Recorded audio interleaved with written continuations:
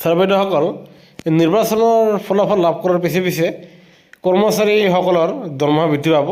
আপোনাৰ এক ধৰণৰ কৰ্মচাৰীসকলৰ তেখেতসকলৰ এটা এক্সট্ৰা ইনক্ৰিমেণ্ট বৃদ্ধি পাব। এয়া আপোনালোকে চাব ৰিগাৰ্ডিং ওৱান এডভান্স ইনক্ৰিমেণ্ট বুলি এয়া বিষয়বস্তু দিয়া আছে। আৰু এয়া কোনসকল চৰকাৰী কৰ্মচাৰীসকলৰ তেখেতসকলে এটা আগতীয়াকৈ মানে এডভান্স তেখেতসকলে যি লাভ কৰিব ইনক্ৰিমেণ্ট, যাৰ ফলত তেখেতসকলৰ দৰমহা বৃদ্ধি পাব, সেয়া আমি ক'বলৈ ওলাইছোঁ। ইতিমধ্যে এয়া বিদ্যালয় শিক্ষা বিভাগৰ ফালৰ প্ৰকাশিত এই জাননী। আৰু এই জাননীত কোৱা হৈছে যে যিসকল কৰ্মচাৰীয়ে বিশেষকৈ গভট আৰু প্ৰভিন্সিয়েলিছ ছেকেণ্ডাৰী স্কুলৰ কৰ্মচাৰীসকলে BEd ডিগ্ৰী গ্ৰহণ কৰিছে, কিন্তু তেখেতসকলে এই BEd ডিগ্ৰী গ্ৰহণ কৰাৰ ফলত এটা ইনক্ৰিমেণ্টৰ সুবিধা লাভ কৰা নাই।